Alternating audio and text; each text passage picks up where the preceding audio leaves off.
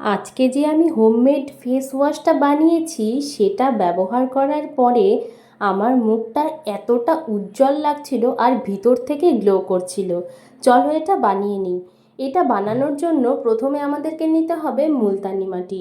মুলতানি মাটি face wash কিন্তু আমরা খুব একটা বাজারে অ্যাভেলেবেল পাই না, তাই চলো নিজেরাই বানিয়ে নিলাম।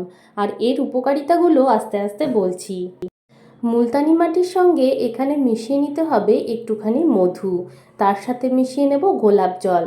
তোমাদের কাছে যেই ব্র্যান্ডেরই অ্যাভেলেবেল আছে অবশ্যই সেটাই ব্যবহার করো, কোনো এক্সট্রা কিছুর দরকার নেই। একটুখানি ফেস ওয়াশ মিশালাম আর তার মধ্যে মিশিয়ে নিচ্ছি বেসন, যেটা রান্নার বেসন সেটাই ব্যবহার করতে পারো।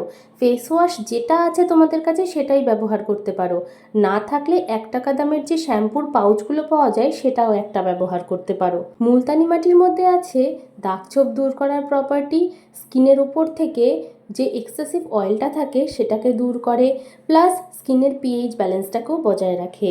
বেসনও কিন্তু সেম কাজ করে।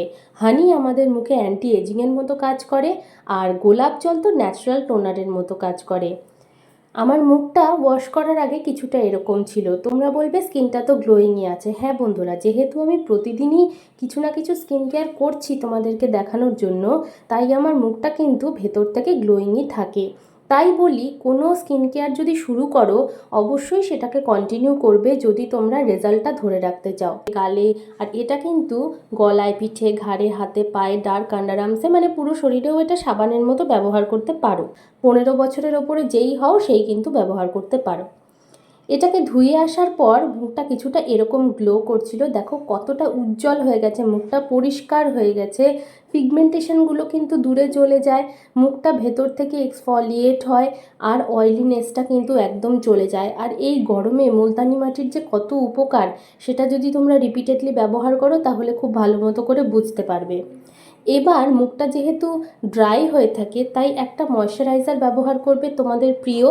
এখানে আমি ব্যবহার করছি পন্ডসের জেল ময়শ্চারাইজারটা, যেটা এই ব্লু কালারের মধ্যে আসে সেটা। তোমরা কিন্তু যে কোনোটা ব্যবহার করতে পারো, এটা কিন্তু কোনো প্রমোশনাল ভিডিও নয়। তোমরা আমাকে মাঝে মাঝে জিজ্ঞাসা করো আমার প্রিয় ময়শ্চারাইজার কোনটা আমি ব্যবহার করছি, তাই আজকে তোমাদেরকে দেখিয়ে দিলাম। যদি লিঙ্ক চাও কমেন্টে লিঙ্ক লিখো, আমি লিঙ্কটাও কিন্তু দিয়ে দিতে পারবো তোমাদেরকে। ঠিক এইভাবে হালকা হাতে একটু মাসাজ করবে, মাসাজ করে কিন্তু তোমরা রাত্রে শুয়ে পড়তে পারবে। স্কিন কেয়ারগুলো অ্যাকচুয়ালি না রাত্রে করাটাই বেটার। তাতে কি হয়, স্কিনটা আমাদের রেস্ট পায়, সারাদিন তো রেস্ট পায় না, এই রাত্রের টাইমটাতেই কিন্তু স্কিনটা ভালো করে রেস্ট পায়। কেমন লাগলো ভিডিওটা ব্যবহার করে অবশ্যই জানিও।